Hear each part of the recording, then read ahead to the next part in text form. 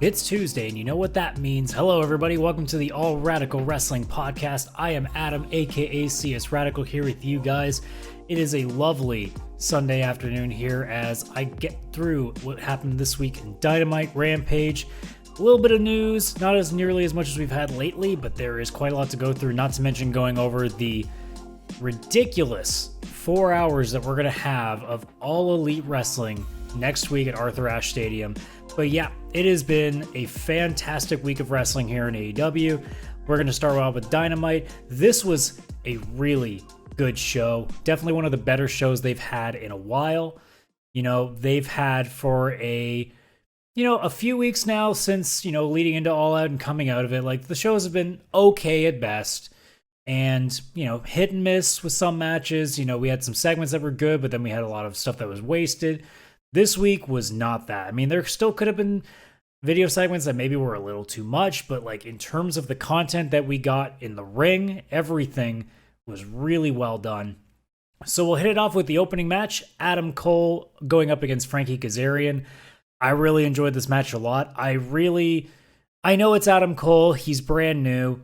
I really was disappointed though with the lack of reaction that Frankie was getting. I think, Bryan Danielson made a really good point when he was doing a speech being like, hey guys, I know it's really cool that, I'm here now and you got other guys like Cole and Malachi and all these other guys that have been coming in the last little while. But don't forget about the guys who were here from the very beginning and the guys that got you to where you are. And Frankie is a great example of one of those guys that seems to have just been completely forgotten. It's like SCU never existed. Scorpio gets his reactions here and there, but he's a heel, so he's just more getting the boos. And we haven't seen the Fallen Angel in forever, so who knows what's going on there. Kazarian, sure, is his gimmick a little bit dry? Yeah, it's not really doing that well. He's the Elite Hunter that doesn't really beat anybody in the Elite.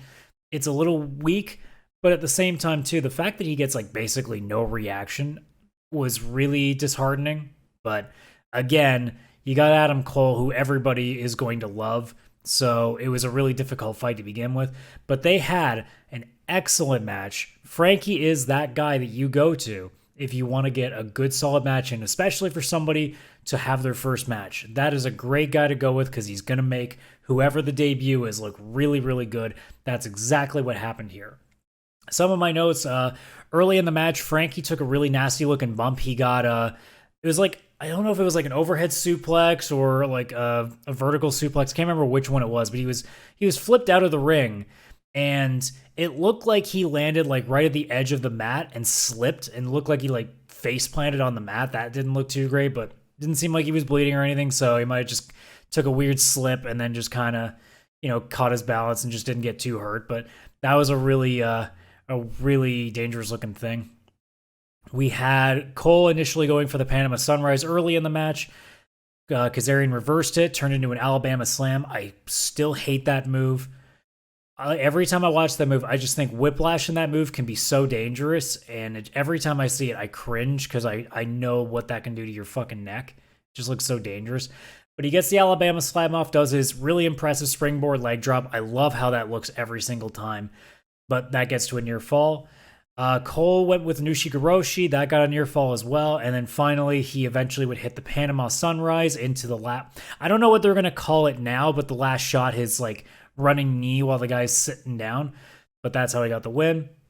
He grabbed the mic after the match, did the "It's time again for story time with Adam Cole, baby." And I feel like he's starting to do that now every single time because eventually it's going to start to like grate on people's ears. I don't know if it'll work because it's Adam Cole, but we'll see how that goes.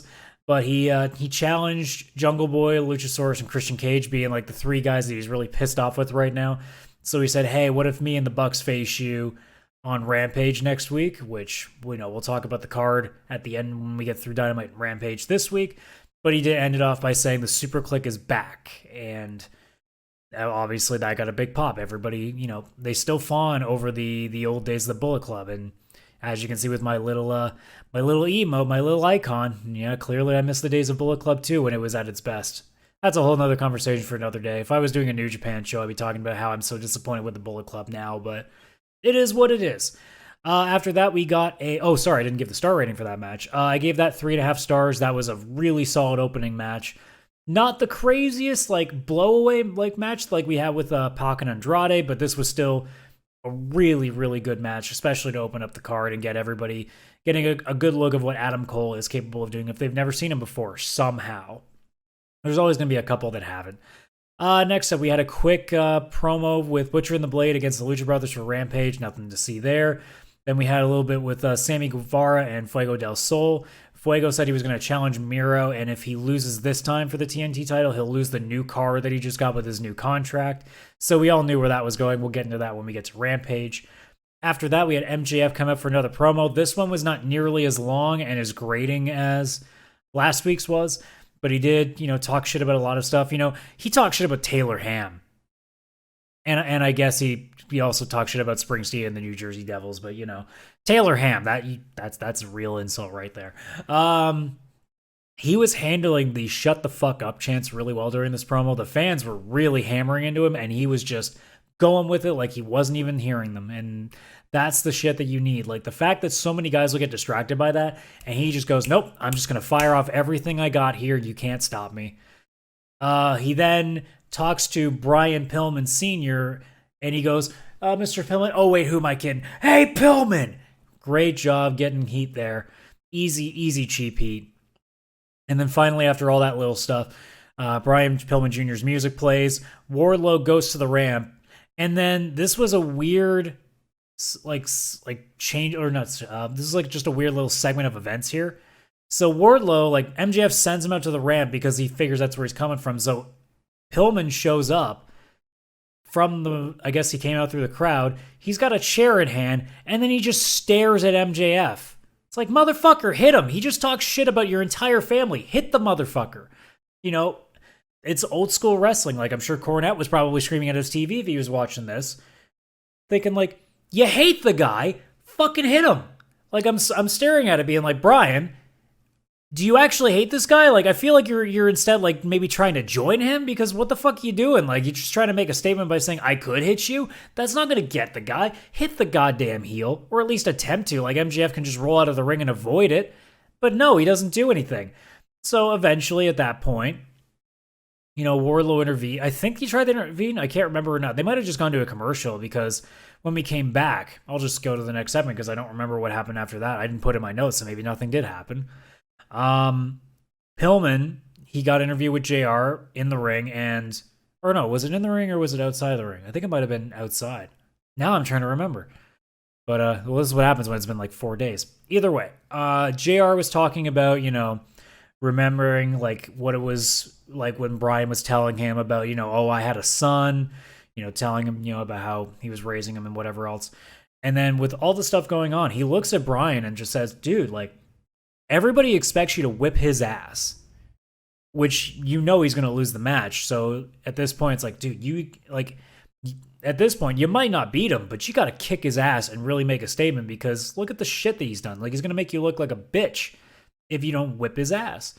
And, Brian does a pretty basic promo. He tries to get a little bit of fire, but I think he's still trying to find himself, because it feels like when he does the promos right now, it feels like he isn't quite putting everything he's got into it. Like, it feels like he's more talking than he is like acting, like he is, really getting his point across.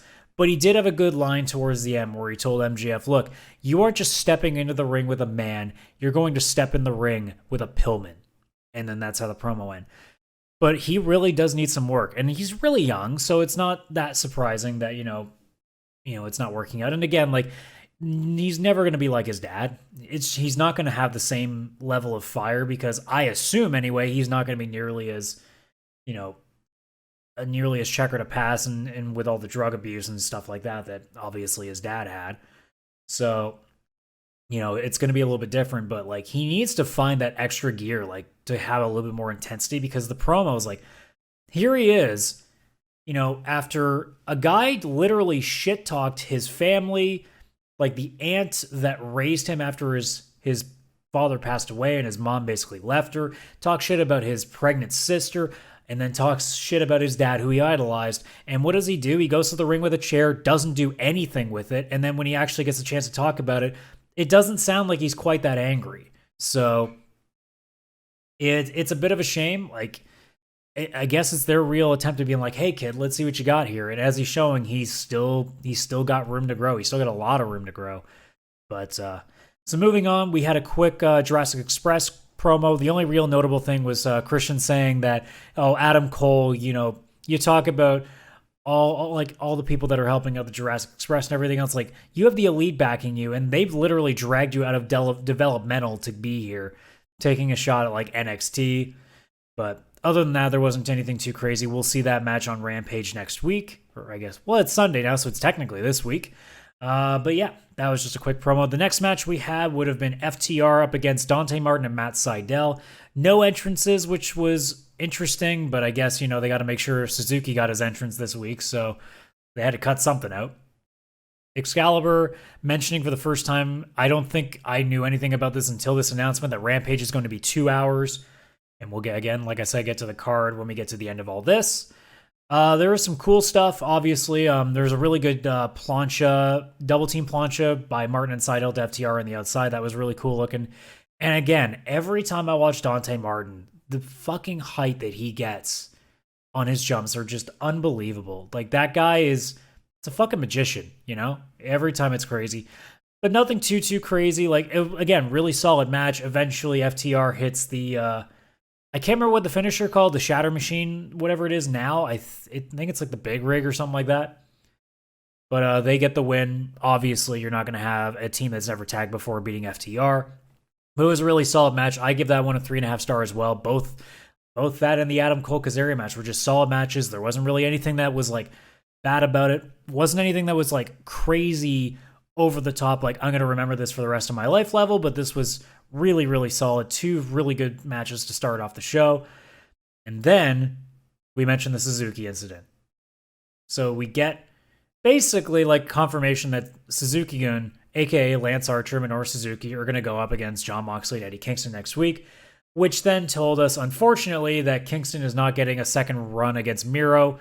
If he is, it's not anytime soon. And, as we'll get into Rampage later on, it seems like the next challenger is not going to be him either. So that was a shame. I was hoping for the chance that Eddie would get another shot in New York. I mean, there's still a Rochester show, but they're already alluding to a different title match at some point with Miro. So I don't think it makes any sense that Eddie would win at this point. So it's sad because you really want to see the guy win the title, but he's going to get a high-profile match against, a legendary wrestler in Minoru Suzuki, and hopefully it won't be a really short rush match this time. After that, we had Malachi Black coming out, doing an in-ring promo, basically pointing out like, hey, House of Black members, we have an enemy in our midst, and he points to the crowd, and there's Rosario Dawson, Cody's co-host, on his reality TV show or game show or whatever that he does. I can't remember what the title of it is because I don't care. So he talks shit about her. Cody comes out from the crowd. You can see him way in the distance going Jon Moxley style down the stairs. And then Dawson friggin' like comes up and jumps on his back, like almost like she's trying to put him in a sleeper. Eventually he gets her off. That gives Cody enough time to get over there. And then they basically just fought their way through the crowd. Nothing too crazy, other than the fact that they were grabbing people's drinks and throwing them at each other, which during COVID seemed like not the best idea. But what do I know? After that, we had an Anna Jay Bunny promo, pretty quick, like, Bunny talking stuff, and then Anna Jay with the Dark Order. There's more infighting, and Anna says, you know what? If you guys can't get your shit together, I don't want you out there with me on Rampage this Friday. And sure enough, that was what happened. We'll get into that later. Then we had what was my favorite segment on the card. It was the Dan Lambert promo that everybody you knew was dreading because it was going to be more of the same, and then all of a sudden, Jericho's music plays. I was not expecting that. I don't think a lot of people were expecting that, or anybody for that matter. Obviously, Jake Hager in tow, which is a perfect choice to have because it works with his MMA background, because you got a bunch of UFC people there. You had similar guys from last time, and then you had Paige Van Zandt and another woman that I can't remember her name at this point.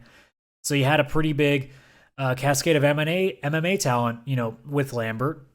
And you put out Hager out there just to be like, hey, I got an MMA guy. So Lambert tries to stop the Judas singing. It fails miserably, as you would expect. He kept trying to say, "Oh, they're looking on their phones because they don't know the lyrics to it." And it's like, you could see a lot of people not looking at their phones. So again, Lambert's really good at pointing out stuff without pointing out like he's sucking the AEW dick. Because, he talks about, oh, all these shirts are selling out because these fat millennials are just using the money that they get from their parents for their allowance. Like, he's doing all the things and saying, like, it isn't one shirt selling out. It's all of AEW's merch is selling out, and then immediately turns it around because it's some stupid bullshit that, these millennials are doing all this stuff. He's the old man yelling at clouds, or as Jericho called him, the old man screaming at the AEW clouds. And, we talked that, everybody seems to like my song. Nobody really cares about your song, which is, I'm a fat-faced dipshit. Yeah. Only Jericho can get that over with his charisma. If a lot of other guys would try to do it, it wouldn't work nearly as well. You get some pop, but Jericho commands that, and that was a really good thing. He talked about, I got an MMA guy with me. I've fought MMA guys in my career. I fought a UFC world champion beast, and I can't remember the other person he mentioned, and I looked through Reddit briefly, and most people weren't really talking about it, so he mentioned a second guy. I don't know who it was. I'm sure somebody listening to this will be like, oh, it was so-and-so. And if you know, let me know in the comments if you're watching on YouTube or whatever. But yeah, he mentioned two people. And he said, look, why don't we just come down there and kick the shit out of you? And Lambert says, whoa, fuck that. We're not doing that in New Jersey. If we're going to do anything, we're going to do it in the greatest state. We're going to do it in the Big Apple in New York. It'll be the Men of the Year against you and Jake Hager. And Jericho ended with a great line where he said, hey, Paige, hey, Scorpio, if you guys are going to be a bunch of little pussies, too big a pussy to fight in New Jersey, we will get you next week because for you, there's going to be no escape from New York. Or something to that extent. And I think it was Taz. It might have been somebody else, but I'm pretty sure it was Taz. No, it was Punk. Punk was like, hey, that was a great Escape from New York reference. That was a really well-used line, and that was a fantastic promo. The fans were way into that. And yeah, it sets up another match for Wednesday, and again, like I said, we'll get into the card later. We had a brief Gun Club, oh my god, English. Gun Club promo. Try saying that 5 times fast. Holy shit. Basically, just pointing out how they've always been undefeated, but no one seems to care about that. And it is a good point. Like, again, it's that heelish, like, I have a reason to be pissed off reasoning. And they just quickly go over that. Nothing too special, but it's going to be their time soon. I really do like that they're going heel with them because Austin Gunn is the perfect guy to be this loudmouth piece of shit heel that everybody wants to see his face get punched in. Works perfectly. It's going to go really well. And Colton has that, like, I'm like, the hot shit, like, frat boy kind of look to him too. So, like, they both work really well in this. And Billy is just a natural heel anyway. He's such a good douchebag. So it all works really, really well. We had our lone women's match on the card. We had Jade Cargill going up against Layla Hirsch. I thought this could have the potential to be a good match. It ended up being pretty decent. Jade was very smart in the way that she was selling early on. Like, Layla went for a suicide dive and used smart Mark Sterling to get in there.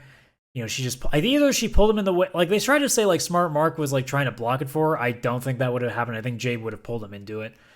But, a lot of selling on both parts. Jade's still a little rough on the selling, but she is still new to it. And also, she's trying to look like a beast, so I guess at the same time, they're trying to not to have her sell it too much. Eventually, Layla tries to get Jade in a cross arm breaker. Doesn't work out. Jade, with her strength, picks Layla up, although Layla's a smaller girl, so it's easier to do. Picks her up, gives her a big power bomb. There was a nice little moment in there where Smart Mark, like, after Layla was getting, like, stomped a bunch, and Smart Mark was just going, like, that's what you get. And Layla, you can actually see just go, like, flips him off.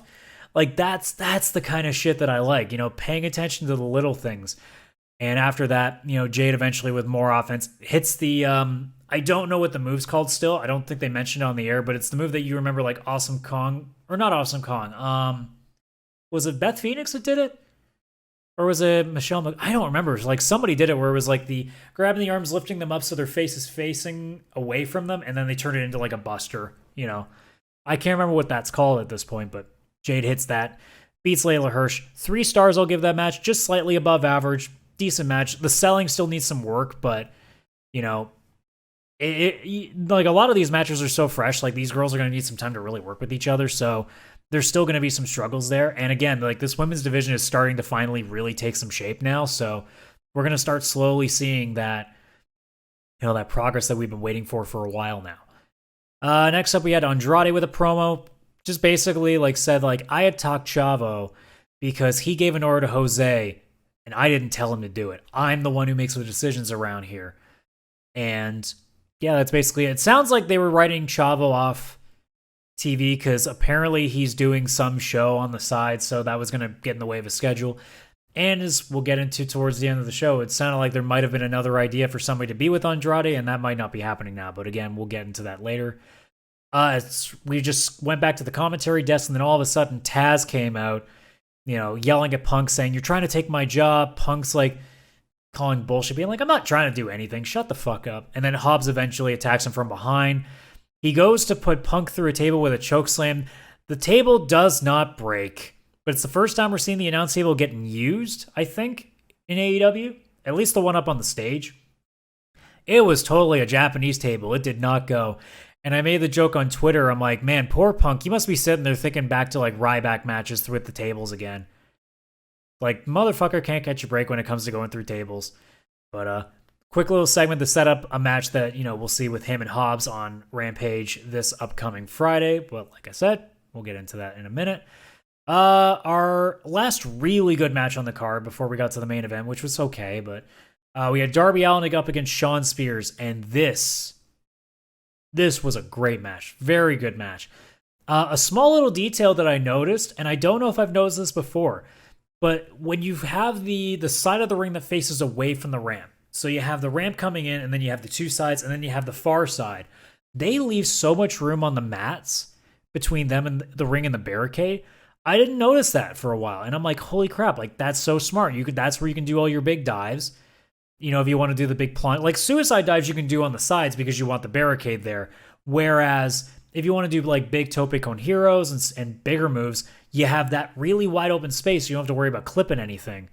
And I'm like, how the hell did I not notice that until now? But that was really cool. Early on in the match, Spears was kneeing Darby's head into the ring steps before he tried to run into it one more time and ran his own knee into it. At some point, and this started becoming a thing in this match, Spears just grabs a cloth and water, pours it on, and he starts wiping Darby's face paint off.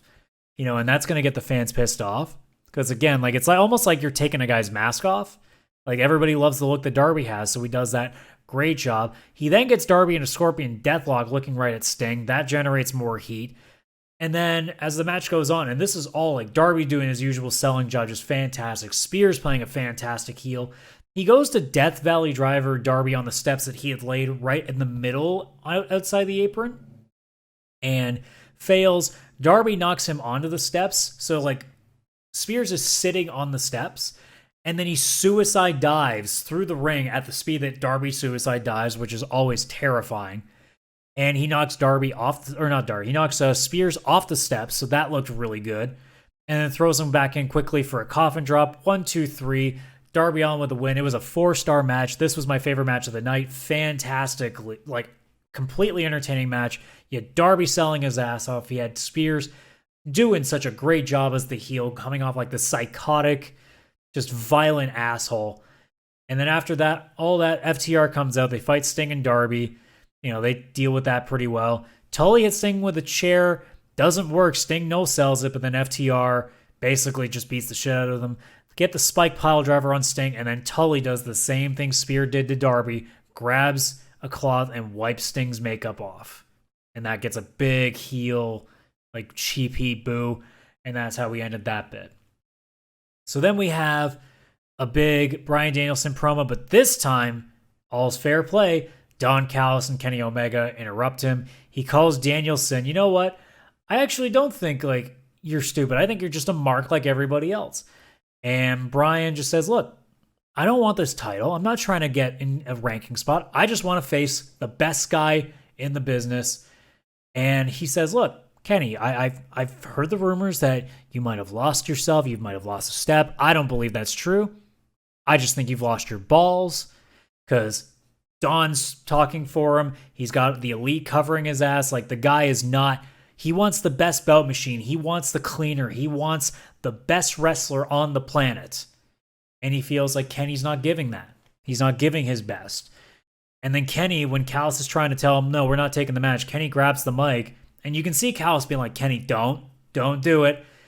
And I thought Kenny was going to say no. I thought he was going to be like, my answer is no. Because I thought he was going to be the chicken shit heel that he's been for a while. And all of a sudden he says, you want the best mount machine? You want me next week? My answer is yes. And they didn't say when right away, but we figured it was going to be Arthur Ashe because it would make sense. That's your big show. But otherwise, I'm so stoked for this match. I hope that they give these guys a lot of time. But we'll talk about that when we go over the card after we get through Rampage. We had a couple of quick promos. We had just a quick Miro promo where he was talking about Fuego and how he's going to just take his car and all that shit. Matt Hardy with a quick promo about, Orange Cassidy trying to cut his hair off. Both of these were nothing special. Then we get to the main event. Jon Moxley, Eddie Kingston up against 2.0. Jeff Parker and Matt... oh my God. Matt Lee, I think? Fuck. I can't remember right now. I might be right, might be not. 2.0 attack before the bell while Kingston and Moxley are coming from the crowd. But they take out Kingston. Moxley just basically goes, fuck you, I'm going to kick your ass. Eventually, they get hit a 2 for the show on the apron. They really need a better double team move to finish them off. It's just a flapjack. Like, it's nothing special. It's a flapjack to the ropes. Like, that's a normal tag team move you see these days. They really need to find them something different.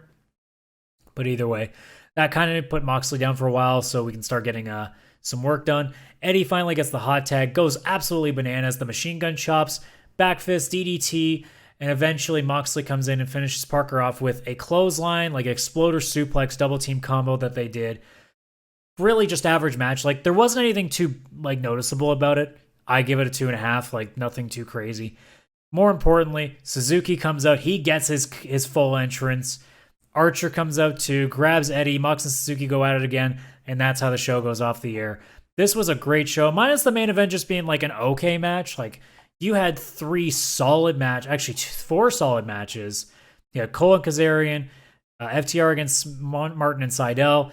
Cargo and Hirsch was a decent match. And then you had Allen and Spears, which was just a really, really solid match.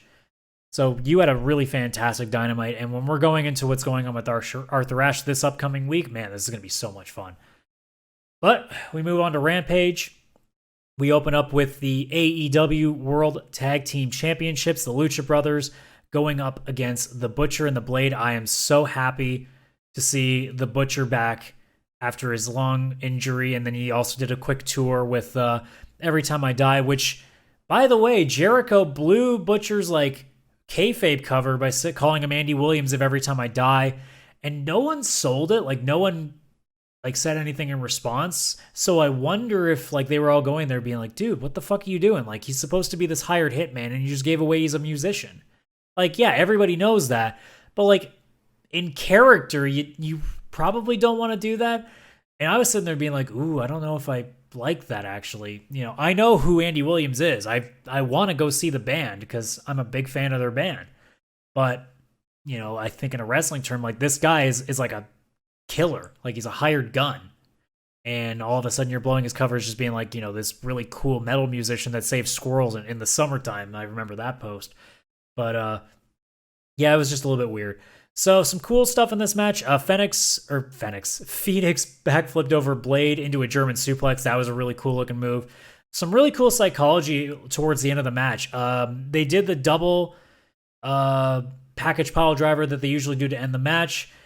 So Pentagon's trying to cover Blade. Phoenix goes for the suicide dive to Butcher to finish it off, as you would expect them to do all the time. And Butcher just sidesteps him so he can easily go into the ring and break up the pin. That was fantastic. And then the really cool stuff in this match happens. So Blade grabs Pentagon while he's still kind of out cold and ties that extra little not string, but the ribbon that he's got that hangs from his mask. They tie it into the ropes. It was easy as shit to take out, but they're selling he got handcuffed to the ropes. Alex Abrahantes takes just a quick pop at it and then doesn't do anything. I'm like, dude, you didn't even try. But Penta sits there for a bit, and Phoenix is trying his best to fight them off, And then when there's the perfect moment, Pentagon literally goes out of his mask and is like has one hand over his face and just kind of like whaps, I think, Butcher so Phoenix can like get a Blade into a roll. It might have been the other way around either. I think actually it was the other way around. I think it was Blade that Pentagon took out and Phoenix rolled up Butcher for the win. But that was a really creative way of doing it. That was a really smart way to get out of that situation. I sat there being like, he's going to take his mask off. It's the only way he's got out of it. Because you're not going to have like Phoenix like somehow get through the 2-on-1. And I certainly knew they weren't going to have Butcher and Blade win the title. So I'm like, shit, Penta's going to have to take his mask off to get out of this. Like, that was an interesting way of doing it. The match was okay, like just a little bit above average. I give that one 3 stars. There was a lot of really like slow moments. And I think part of that is, Butcher and the Blade are not the highest caliber of tag team that AEW's got. This isn't like Lucha Brothers Young Bucks. And also Butcher's just coming off of injury, so he's got some rust he's got to get over too. Both of they still look good in parts, but like some of it just wasn't looking too great. But it wasn't an offensively bad match. It was, and the psychology was really smart at the end. So that's a 3-star. Afterwards, Private Party comes down. They're attacking Pentagon and Phoenix. Poor Pentagon, like he's trying really hard to like cover up his face while he's trying to make it look like he's trying to block stuff. But eventually, Santana and Ortiz, they come out and make the save. So that'll lead to an 8-man tag, apparently, next week as well. Or I guess this week. I'm going to keep saying next week, even though it's literally Sunday now, so it's technically the same week. But it is what it is. After that, we had a quick Omega Danielson promo, just basically just talking about how they're going to beat each other. Nothing fancy there. Anna Jay and the Bunny was next up. Match starts outside the ring. Anna and the Bunny are going at it a bunch. Anna looked really, really good at the start of this match. She hits a fantastic-looking Northern Lights, and then there's a couple of elbow charges in the corner with speed and intensity. I keep saying this, like, obviously I've only done 3 episodes. I've done episodes in the past with an older podcast when they first started. The one thing about women's matches in AEW that were driving me crazy is that none of their moves looked like they were hitting with any sort of intensity. Anna, in the start of this match, those elbows look full speed ahead, like it was a male, the 2 men going at each other in the same intensity. Like, that's the shit that I want. I know you can't, not every girl is going to be able to pull it off, but I would love at some point. That's why I like Statlander so much, because she looks like she's whipping somebody's ass, whereas you watch some of the dark women's matches.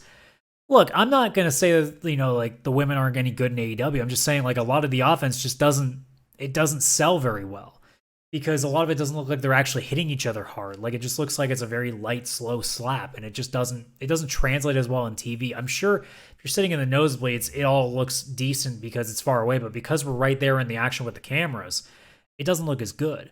So when I see stuff like this with Anna just going hard on the Bunny, like it worked really nicely, and that impressed me. That's the kind of shit I want. I want to see more of that because I want women's wrestling to be taken seriously, and when you have that intensity, it makes it so much better.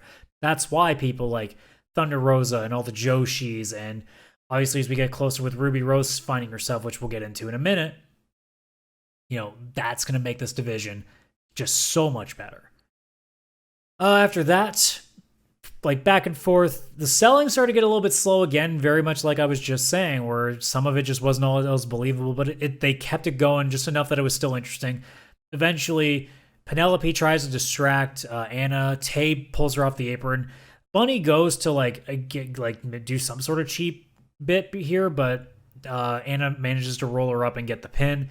After that, Penelope attacks, and then Penelope puts on brass knucks and hits both Tay and Anna, knocks them out.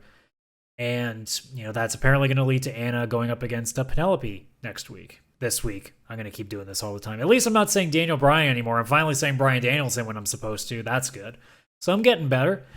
But there was a moment there where it wasn't being acknowledged, and then after the commercial break, we saw what was going on. But Jack Evans and Matt Hardy were just yelling at each other, and I was sitting there being like, what the fuck's going on?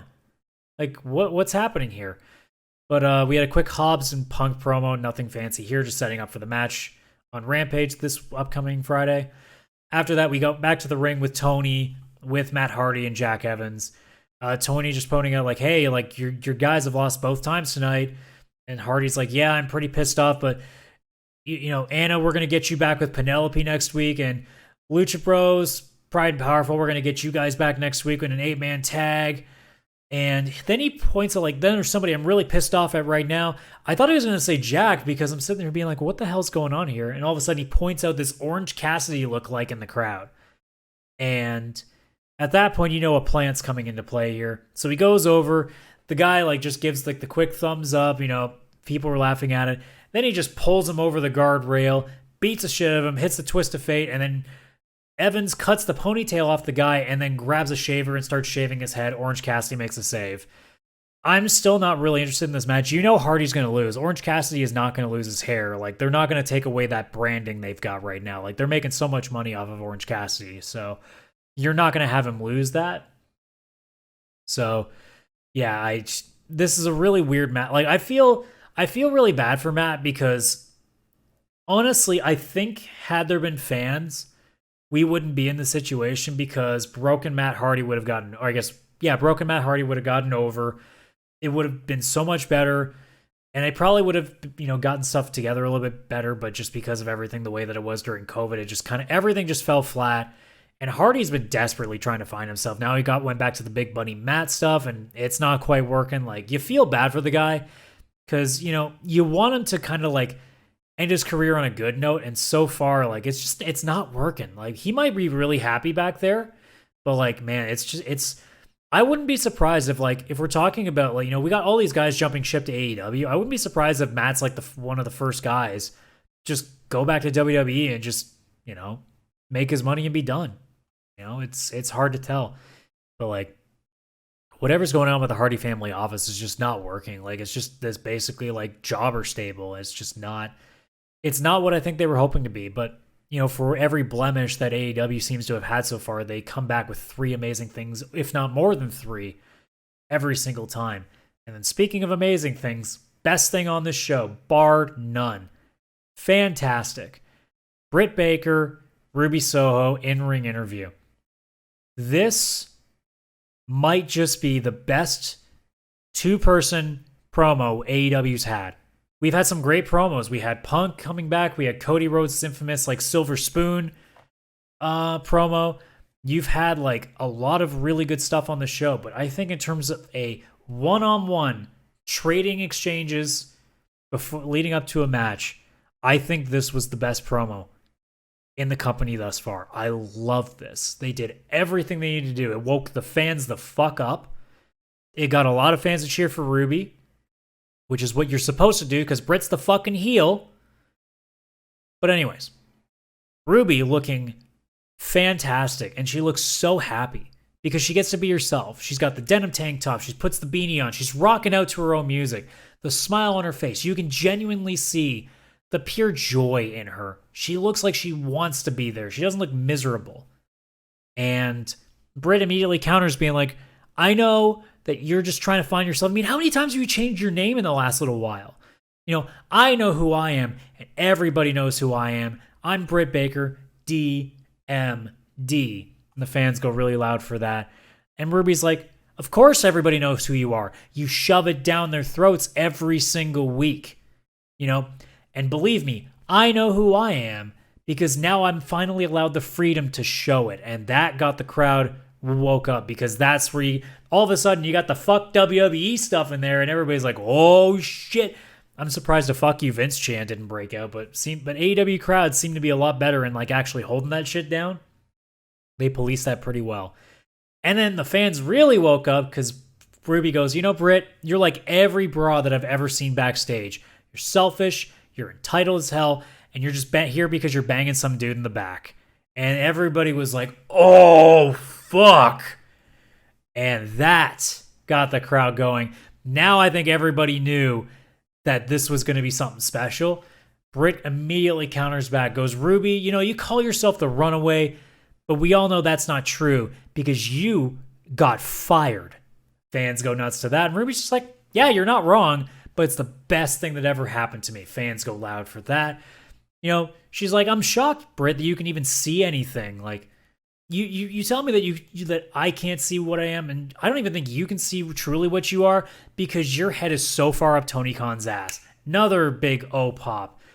And then finally, like, that really just ends the promo off. Like, they trade a couple of things, but nothing too substantial after that.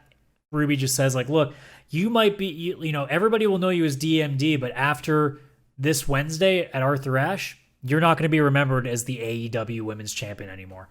Britt tries to attack Ruby with the belt. Ruby thwarts her. This promo, like I said, fan-fucking-tastic. Like, this is a 5-star in-ring promo. This hypes you up for the match. I really hope that they deliver. I hope that they give them the time to deliver, because we need that first match that people go, okay, the women's division is now like a fit. Like, we actually have a core now. Like, you had the Thunder Rosa Britt Baker like match that really got people going again. But like, we need a true like full crowd women's match that really makes things go. That's what we need. We need the big pop. You know, for women's wrestling in AEW, we need that moment. And I think that this match has all the potential now to do it. It's got the buzz going in. Now they just need to deliver, and I really hope they can. Last but not least, TNT Championship, Miro versus Fuego del Sol. Del Sol's car on the line. I'm very disappointed to say Fuego's car was not destroyed at the end of this match. I'm so disappointed. Maybe it's going to happen later. But Fuego wisely started the match, taking just quick shots. He kept evading, getting a kick in the leg, getting a quick shot, backing off. Very smart, staying away from Miro, getting your quick shots in. Death by 1,000 cuts. That was what he was going for. Eventually tries to do a crossbody to the outside.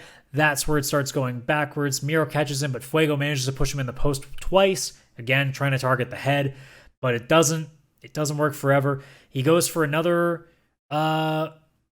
crossbody, I think, and then Miro catches him again. Actually, no, that's not true. Miro just grabs him. He goes to throw him into the fans. They body surf him back. Although one fan was still trying to touch him, and he kept fucking up Fuego's balance. The fans eventually were like, dude, fucking stop. He's trying to... there's a match going on, you idiot. That was weird to watch. Sometimes fans just can't help themselves. I'm pretty sure the guys in the crowd that were surfing him were probably plants. So I doubt that they would just, throw him into a crowd. Because, that's a lawsuit waiting to happen. But Fuego goes to dive on him off from the barricade, and then Miro just catches him again. This time just friggin' launches him into a fall-away slam onto the floor. Bunch of, offense after that. Fuego goes for a comeback. He starts to really get things going. Then he goes for a springboard cross body, and then Miro just puts his hands together and just fucking clubs him. Looked fantastic. Just absolute power display. Fuego one more time gets another comeback, goes for the tornado DDT. He slips a little bit, or Miro stopped him. I think he might have been trying to go for a little bit bigger, and he slipped on the rope, so Miro caught him and just kind of turned it into something else. And eventually he gets that big kick to the face, and then brings him up one more time. I've been talking so fast and I haven't drunk in a while. I you know what? Let's get the water in now before I lose it. But Miro sets him up one more time. This time kicks him in the back of the head. Doesn't even hit the finisher this time. He just straight up pins him. But he does take the keys to Fuego's car, shoves them in Fuego's mouth, and then hits that submission hold. And then Sammy comes out for the save. He looks like the next challenger. He looks at the TNT title, grabs it. The fans pop for it. I do think, as much as... I want Eddie to be the one to win. And I wonder if that's still the plan. Maybe they'll pull a fast one. But Sammy looks like he would be the one to win. Sammy is, one of the most over guys right now. If you're not counting, your guys like Darby's already won. MJF, obviously, you're not going to have him win the title because you're not going to get a heel to beat a heel. But if there was a guy right now in AEW that I would say had the highest odds to take the title off of Miro, it's probably Sammy. If it's not Eddie, it's probably Sammy at this point. So that's likely the route they're going, being the next challenger. Is that going to be the actual championship title change? We will see. But now we finally get to, after I've said it 1,000 times on the show, we get to talk about what the card is going to be for the next week. And I may not do this every single week, but the reason we're doing it this week is because of how stacked the card is. We're getting two 2-hour shows. We got Wednesday Dynamite. We got Friday Rampage. I don't know if they've said if Rampage is still starting at 10 or if it starts at 9. I really should check that beforehand. I'm sure I'll find the answer to that out soon. But the Dynamite card is a pay-per-view card. There's no sugarcoating it. It is a pay-per-view card. So, at least, I hope it stays to be the 6 things. They can put a couple of video packages in there, but match-wise, leave it alone. Do not put anything else in here because you need to fill this time out. And I really hope that they don't waste time on this show because you got matches that need the time. You've got 3 matches minimum that need 15 minutes. And as far as I'm concerned, you know what? I'll just get to the end. So we'll do it in order. CM Punk's going to have a live interview. Nothing special here. He's just going to do an interview for his first TV match in over 7 years because he's going to be fighting for the first time on TV on Rampage on Friday. We got MJF against Brian Pillman Jr. You know that MJF is winning this. Unless you get some shade. Like, Wardlow's not turning yet, but who knows? You never know what they're going to do. And they've always got a plan, but I can't imagine MJF losing this. That one will probably be the quicker match on the card. I imagine that going like maybe 7-8 minutes. You got FTR going up against Sting and Darby Allin. That'll be entertaining. Really good tag team going on here, and you're gonna have the whole stuff with Sting being in there. He's gonna just put on a show for everybody. Good old school wrestling is what we're gonna see.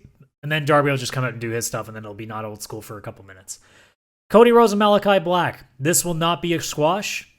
I am worried that Cody's going to win this because they're going to do and now they got to do a rubber match. I don't think Malachi should be losing at this point. I really don't.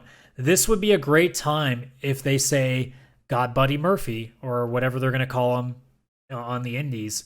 This would be a great time to have like a cheap win now with Malachi having his first follower and Murphy. Or even somebody else. If I don't know if that was a plan that they want to do at some point, adding to the House of Black and actually having a stable. But this would be a great time to now have Malachi win, but through cheating. I really just don't want Cody to win this. Not because I'm not a Cody hater. I just think in this specific scenario, it makes no sense to have Black losing this soon because he hasn't faced anybody outside the Nightmare family. He shouldn't be losing to this in this situation. It just doesn't make any sense to me. My gut says Cody's going to win because I figure it's just going to be like, you got to have a rubber match thing. But I really, really hope they don't go with that. AEW Women's Championship, Britt Baker against Ruby Soho. I would love nothing more than Ruby Soho to win, but she won't. I really do believe that Thunder Rosa is going to be the next champion. I love Ruby to death. I think it's too early for her to be coming in and winning it. It would be a great moment. I'm not going to lie. Like, if she does win Wednesday, I'll pop like a son of a bitch because I'll be so happy for her because she really is an underrated wrestler. I know I did say in that match against Jamie Hayter that she looked way better than Ruby did, but, I still have a real soft spot for Ruby. I grew up watching, well, not grew up, I wasn't that young, but I watched a lot of Chikara and watched a lot of the indies with her when she was still Heidi Loveless. But, and even as Ruby Riott, I really love the look. I loved how she wrestled. It was much more old school, really good psychology on her. And she just looked like, that solid hand that, is just always one step close to getting it. She finally has the chance to shine here. This is the match that's going to determine or not if she truly can be a top star in a women's division. I do think she has what it takes. It's just a matter of can she do it. If the opponent is there, Britt Baker is that perfect opponent for it.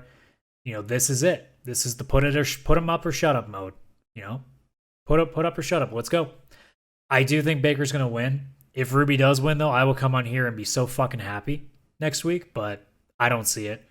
It just doesn't make sense to me. I think, because it's so soon, what does it say about the rest of your division that somebody just walks right in the door and takes it? But also, it's just, I don't see this being the right spot for Baker to lose. Although, here we are talking a big show. Maybe a title change would be a way to kind of cap it off. Who knows? I hope they give them enough time, though, to really, really put this out, because these two can do some really good psychology, do some old school stuff, and we can get a really, really engaging match here. And then last but not least, I swear to God, Kenny Omega, Bryan Danielson, if this match, if it is 9:30, 9:30, this is Eastern time, by the way. If at 9:30 Eastern, we still haven't started this match in entrances, I'm going to be pissed. This match needs the last half hour of the show. Minimum. I don't care how badly you want to do other stuff. Tony Khan, look, I know you're trying to fit a lot on the show. You need to make this match at least 20 minutes. This is a pay-per-view caliber match. You need to give it pay-per-view caliber time. I don't care if you're running behind. You make sure, if there is stuff falling behind, if a match goes too long, you cut video segments, you cut interviews, you cut that shit. This match needs the time. And as far as I'm concerned, this needs to end in a TV time limit draw. The reason for that is because it makes no sense for Bryan Danielson to lose his debut match, but it also makes zero sense for Kenny Omega to lose a non-title match. You obviously can build to a Bryan Danielson-Kenny Omega match at Full Gear. I still think that this is something you want Hangman for, but I don't know when Hangman's coming back. Maybe Hangman shows up this week. Who knows? But it's really determined on when Hangman's coming back. If he's coming back for Full Gear, then there's no goddamn way Kenny should be losing this match. You can't have that. Because if Kenny's going to lose the title, it needs to be against Hangman, and there's no point in him losing to Danielson, because then Danielson should be the one facing him at Full Gear. So you shouldn't be doing that. So if the plan is Hangman at Full Gear, Danielson should not win this match at all. So it should be a time limit draw. It just makes the most sense to do it. And for the first draw in AEW television history, this would be perfect for it. Literally two of the best guys on the planet right now, just fighting each other to the point of a draw. You can do another match down the line. Whether you wait till after Hangman's done, maybe these guys have a full-on, heavy, non-title pay-per-view match at not Full Gear, but, maybe Double or Nothing. Or no, Revolution would be the next one after that. Or maybe we're getting one of those quarterly shows soon on TNT, and maybe that'll be that. Who knows? Not really sure what the schedule's going on with that still. But that match needs all the time in the world, and my best-case scenario is a draw. I think this is the perfect match to finally have a draw on TV. We go to Rampage then. Bunch of matches here. Nothing nearly at the level of what we're seeing on the Wednesday card, but there's still some really, really, really fun stuff coming. So we got Adam Cole and the Young Bucks against Christian Cage and the Jurassic Express. That's going to be really fun.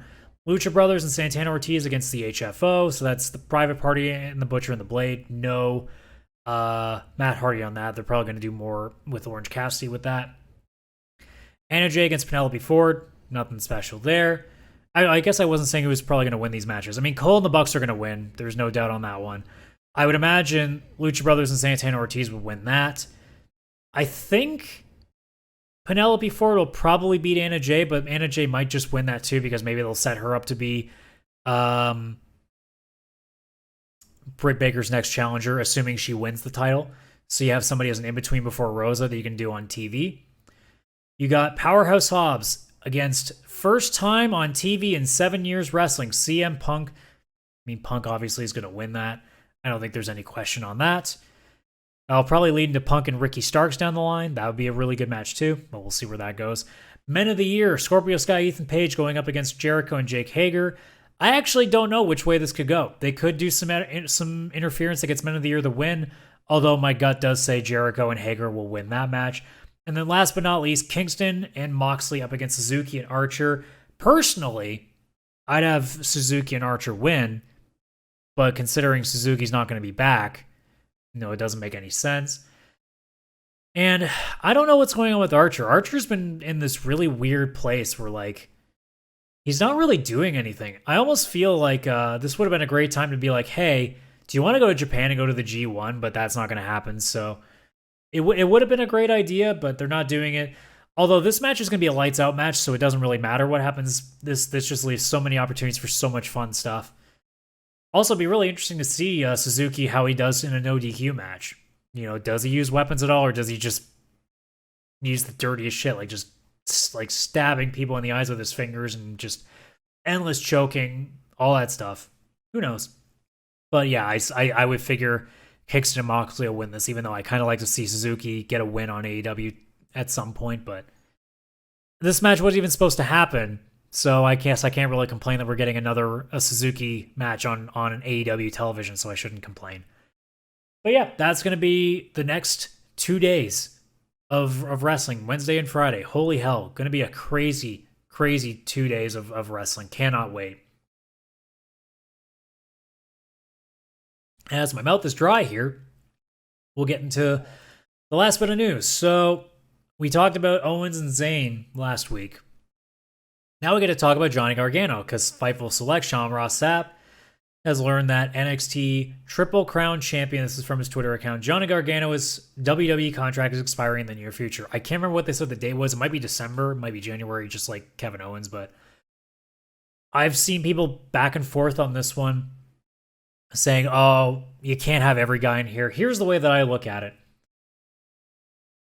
The 5-star wrestler in NXT, I should say, was Johnny. You may not have a place at the top of the card for Johnny, but when you have a wrestler of that caliber that can deliver matches the way that he's delivered, you don't say no to that. If he's willing to come down, you take him. But I think that he's going to stay. I think that he is cemented in NXT. I think, especially with Candace having a kid soon, stability is the best thing. You don't want to shake everything up. And obviously, you still got Ciampa on NXT. He just won the title, so he's going to be sticking around for a bit. I think Gargano's one of those guys that he knows he's not going to be going to the main roster. Just stay on NXT, make the money you're making, and just do what you do best. And they're doing a good thing right now with Loomis and Indy, and you got Austin Theory doing his gimmick. It makes sense for him to stay there. If he wants to leave, you take him. As a fan, like, I'd take him. At some point, like I said before, I'm gonna probably do a video at some point where I just go through the rosters and just pick who I'd actually take. I think I'll do it in pieces because doing the entire thing in one thing would be a massive video. So I'll probably do it just on. I might even separate it by the men and the women. Who knows? Maybe I'll segment it a bunch down the line. Don't know when I'll do it, but I'll do it at some point. But if he's one of those guys that if he's available and he's willing to come over, I find a way to make it work. Now, you're treading a line, and I think I said this last week, but you're treading a line where you don't want to get too many guys in here because now all of a sudden you're going to have a lot of guys sitting there doing nothing, and that's where you start getting people pissed off. I mean, we saw the stuff with Melissa Santos talking about how Brian Cage is being misused. I don't know if I think that he's being misused. I just don't think he's a main event role. He doesn't talk like he's in the main event. I think he's got the ability to be in the TNT Championship hunt, but I don't see him in the main event. And like I said, you look at this roster right now, inevitably, like, some really solid talent is going to get lost in the shuffle. It's just a reality. Like, Christian Cage is almost an afterthought now in this division. There's a lot of guys on this roster, Ricky Starks, that are just not doing that much because there's just so many guys. And it's a testament to how good the roster is, but it's also a detriment because you never know. It might start bringing in seeds of doubt of people being like, man, maybe I should go to WWE. I may not like it there, but I might get paid. I might get a spot for a little while. Like, you never know. I might be able to really make a name somewhere. But it really depends. Like, the culture in AEW seems to be so solid. So, maybe that's enough for people to stick around, but it'll be by case basis. I don't know when the first run of contracts are going to start, ending in AEW. But, at some point people are going to leave. And I think that's a reality that people need to brace themselves for. Some people are going to go. It's not like everybody's going to go to AEW and say, I'm never leaving. Eventually, WWE is going to coax some people with money. It's inevitable. Or even then, like, some guys will just be like, man, I haven't really done much here. I really want to make a name for myself. Maybe I'll come back. Maybe I'll go to New Japan if things open up again. Maybe I'll go to Impact and become a main eventer there. Maybe I'll go make a really bigger name for myself on the indies, especially some of the smaller guys. Like, once things really go back, I'm sure it's already starting to be like that. But if you're like Ricky Starks, or if we go even further down the card, if you're a Fuego del Sol, I guess he's probably full-time, so I guess that doesn't apply now. But, like, let's say a guy like Sean Dean. Like, now that you've been in AEW, you got a name. You can go there and you can go make yourself into a star on the indies, and then you can come back and kick some ass. Not everybody's going to be Big Shotty where you're kind of there all the time. You're not going to be Aaron Solo. I think there are certain guys that, like, it's going to benefit for them to go away so they can go make a name for themselves. And some of them might just go to WWE. You might be like Ben Carter. Unfortunately, he's not doing much. But, like, I wouldn't be surprised if guys go to WWE just for the idea of they're going to thrust me into the spotlight for a moment because they have to, because they want to show other people in AEW that, hey, we'll treat you right for a little bit, and then they'll forget about you, but we'll treat you right, and then you get to make a name for yourself, and then you can leave, come back, a couple of years down the road, assuming everything's fine. I can't imagine it won't be at this point. I think AEW's cemented. They're not going to be, a WCW situation. They're not going to be a TNA where they're just going to die off, even though they're still around, but, like, they're not what they used to be. I think that they're going to stick around. And if you leave and go to WWE for a couple of years, or you get laid off, like when they do another bunch of cuts, you can go back to AEW. You got a bigger name to yourself, and you can come back and do even more, and people will love you even more for it. But going all the way back to Johnny, he's a big name. If you have the chance, you take it, and you take the risk too of overloading that roster because, I mean, if Tony thinks he can afford it, do it. If you think if it's financially feasible, do it. Like I don't want him to keep signing people and then putting himself in a bad financial situation. Who cares? Like you guys are doing so well right now. If this is it, it's it. But he says he's still got more stuff up his sleeve when he was on Busted Open. So, there's still stuff coming. Well, I guess we'll see what that is. Speaking of the ratings, because I was talking about how them doing well, last Dynamite was 1.175 million. They hit 574,000 in the 18 to 49 demo, which got them an 0.44 rating, which beat Raw for the second time in a row. And it's crazy. Like right now, AEW is in the best shape it's ever been. They're doing the last two Dynamites have done their second and fourth all-time best numbers. And, as we found out too, they're going to the UBS Arena in New York. Raw's going to be there on the 29th of November. They're going to be there with Dynamite on the 9th of December. Raw, they both opened tickets sales the other day. Excuse me, I was burping a little bit. Empty stomach burp. Can't wait to eat after this is done. But already, Raw has only done 1,000 tickets. AEW has done 5,500. That's crazy. And I think when I watched a recent clip from Dave Meltzer, they said it was more like 6,000 now. So they're beating them like almost. It's at least double. It's more like 2.5 to 1 at this point. That's really shocking. Like, and I'm not doing this as like we're kicking WWE's ass. I'm actually genuinely shocked we're doing this well, because you figure it's New York, right? You figure that Raw still commands that, and here we are with AEW just whipping ass right now. And I'm not even saying, like, again, I want competition. I want it to be great. But that's why I'm really excited for AEW, because they're doing well, which means WWE is going to have to get their shit together. I don't know if they will, but they should. And the real question in all of this, and it's a question that a lot of people have been asking for a while now, can they sustain this?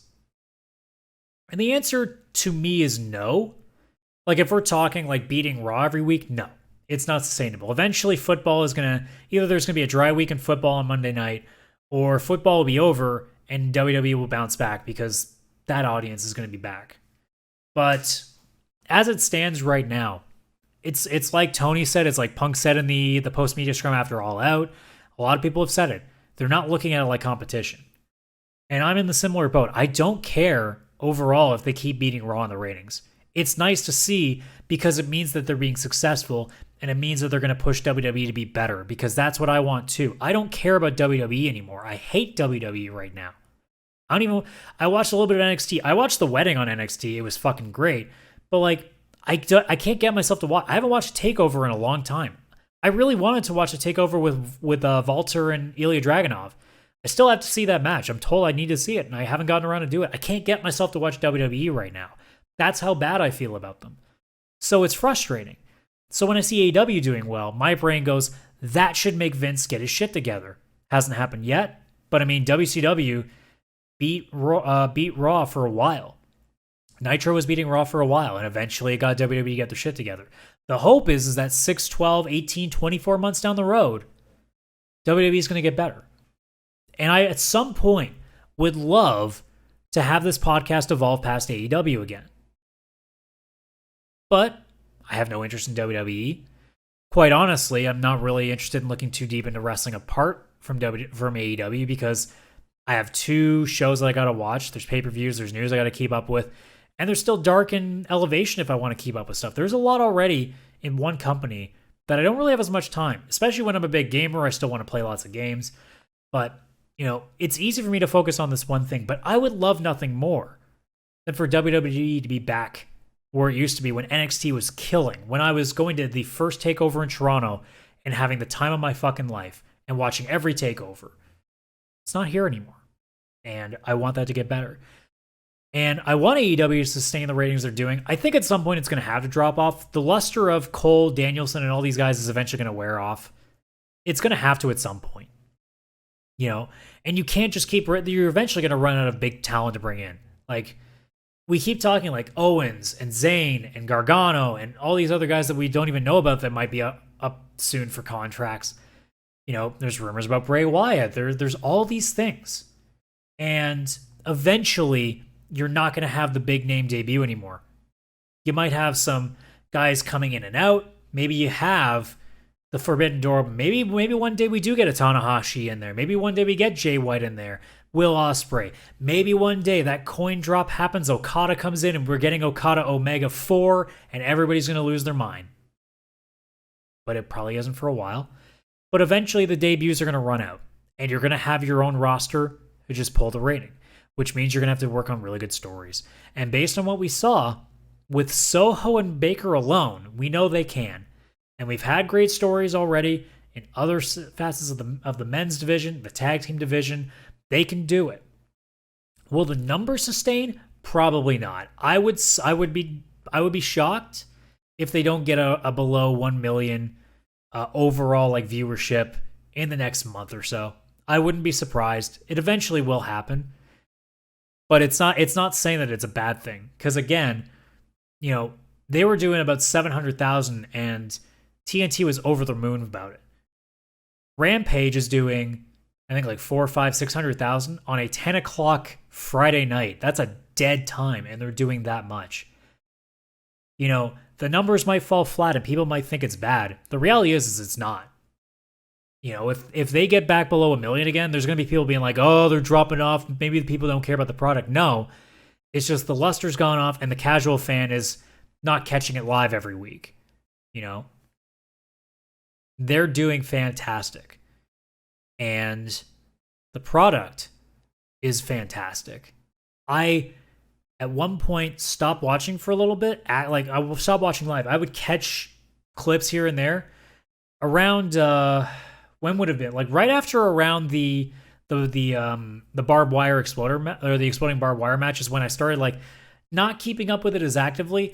And then when all this stuff happened just before All Out, like once Punk came back, like I said in the first episode, I was back. And every week now I'm watching either live or pretty quickly the next day on replay. And I'm super in. You know, I'm loving it right now. And I don't care if the rating goes down. It doesn't matter to me. The product is what matters to me. You know, people will come back. They'll go see the pay-per-views. They'll catch the clips on YouTube. They'll catch it on their DVR whenever they get a chance to. The live numbers, they're still doing really, really well in the demographic. That's the key. But even if you care about ratings, like even if it drops, it's not the end of the world. They're doing fantastic. TNT is over the moon about them. They're about to move to TBS soon with Dynamite, and that's going to be possibly a shot in the arm too, because there's a bigger household amount that you can go to in TBS compared to TNT, so you can really do some damage there too potentially. But sustainable, I don't know. It's a coin flip. I think eventually the numbers are going to go back below 1 million. Probably sit around the high 900,000s. They'll pop 1 million once in a blue moon. But if they manage to keep it, I'll be really shocked again, because it'll just show that how good they really are doing. But, you know, we'll see. The last thing I want to talk about, and this is where it stops being fun. So I'm not going to talk too deep about the Dark Side of the Ring episode that came out recently, the Plane Ride from Hell episode. I think most people have seen what happened. They saw what happened with Tommy Dreamer and Impact. They've seen that Ric Flair's probably not going to be coming to AEW anytime soon now because of what was said in that video. What I really want to talk about, and this was something that I heard from Dave Meltzer, where he talked about how, like, for example, he talked about The Undertaker's criticisms to how, you know, this generation of wrestlers, like, it's so weird. Like, all they want to do is play video games. You know, what happened to the good old days? And it's comments like that drive me crazy, because that's where you get into like the old school mentality of like, yeah, no, we should be going out and getting ourselves drunk and messed up and getting into bar fights and, you know, smoking cigars in the back and, you know, having this rugged attitude, where it's like, dude, you really think about it for a moment. We'll see in the next 10 years how this generation is faring. Because we'll know in 10 years how good this generation was because we'll know how many dead wrestlers there are from AEW. How many people died of overdoses? How many people died, drunk driving or heart defects because of all the drugs they were putting in? And if that number is severely low compared to what it was like in the 80s, the 90s, the 2000s, hell, the 2010s, we'll know if that culture shift was good or not. Because as far as I see it, the guys are being far healthier, both mentally, physically, quite frankly, morally. It's not nearly as drug infested. That we know of. I don't have no proof of it, but the feeling that I get from what goes on back there is it's not as crazy in terms of all the pills, all the steroids, drinking, cocaine, all that shit. I'm sure it's nowhere near as bad as it was in the past, especially Plane Ride from Hell era and before. And then on top of that, there is all the stuff that we really should be so disgusted by. Obviously, with the stuff that we saw in the Dark Side of the Ring episode, the sexual assault, the harassment. We saw a lot of the speaking out, the hashtag speaking out stuff. Obviously Jimmy Havoc's not with the company anymore. There is still a bit of it. Like Marty Scurll probably would have gotten into AEW at some point. This Forbidden Door probably would have opened for Ring of Honor eventually because of Marty being in the Bullet Club. Marty Scurll will never be in AEW because of what happened with him. There are guys that will never see the light of day in AEW. Joey Ryan will never be in AEW now because of what happened with him. David Starr will never be in AEW because of what happened with him. There are guys in this current generation that are still part of the boys will be boys disgusting segment that we see still to this day. But I'm willing to go on a limb and say that it's not nearly as bad now. Now we'll know maybe down the line if we find out that, I don't know, Jungle Boy, Darby Allin, or Ethan Page, or anybody. Like, there's, you might hear stories down the line of what some of these guys might do. And it'll be shocking when it happens, just like it is every single time. But I really do feel that we're getting a sense that this generation, this isn't just AEW. We're going back, you can go to WWE and you think about what the New Day and all these other guys, like, it's not nearly as crazy. And I'm almost positive that in 10 years, we're not going to be hearing about AEW guys dying of suicide or drug overdoses to the maddening amount that we used to see, especially in the 90s and 2000s, where you had your Guerreros, your Benoits, was it Garrison Cade or Lance Cade? Like, there was him, and then all the older guys that were like 45 and dying of heart attacks and all this shit.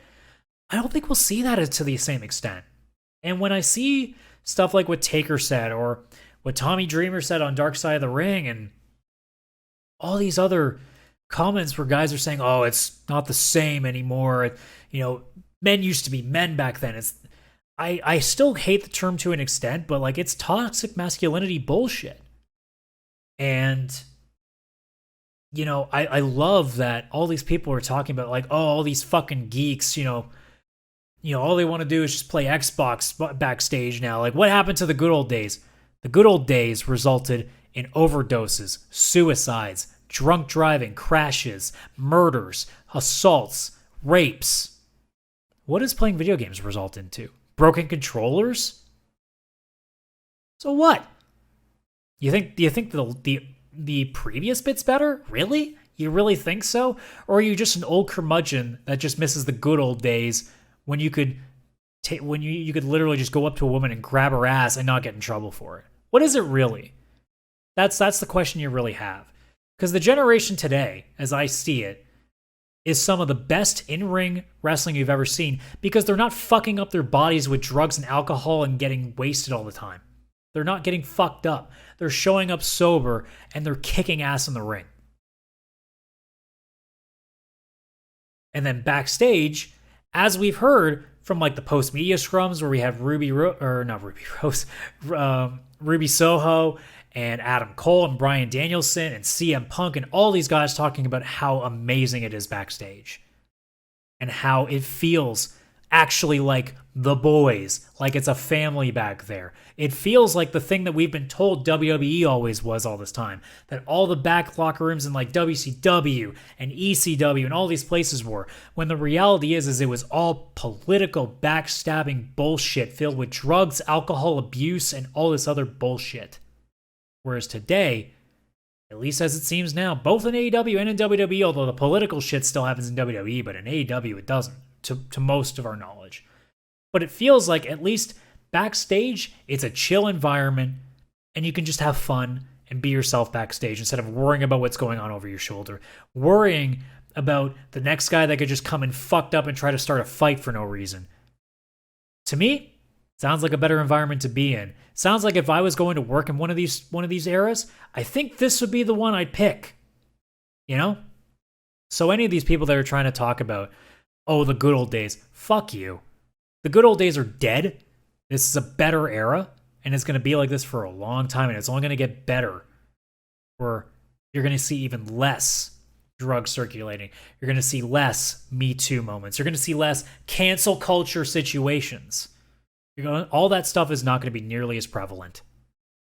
And why is that? Yeah, because people want to play some FIFA backstage instead of getting fucked up in the back.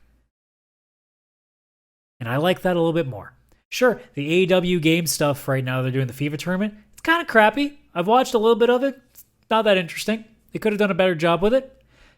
But if that's what they're doing instead of getting fucked up and getting into fights all the time, I'd be pretty... If I'm Tony Khan, I'm loving this because I don't have to worry about shit. If your human resources team is not busy, that's a good thing. It means the product can stay good because you're not distracted by 1,000 other things. So yeah, that's going to do it for bit of a dark ending to it. Dark side of the podcast, am I right? But yeah, that's going to do it for the show. Thank you so much for checking out this week's episode of the All Radical Wrestling Podcast.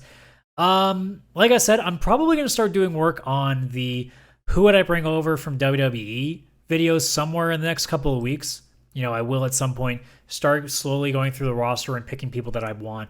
That's something I want to do. There's other videos that I'm going to try to make down the line. Not even just wrestling related. I really need to start making some more gaming content on this channel again. So, that's the hope. I'm talking my YouTube channel, by the way. If anybody listening to the podcast version, the audio version, that is youtube.com/csradical. You can check out the video version of this podcast there. And hopefully some other videos that I want to get around to. It's also been a really busy week. It's hard finding time. And sometimes you just have a day where like you have 4 or 5 hours in front of you and you just go, you know what, fuck it. I just want to sit back and play video games all day.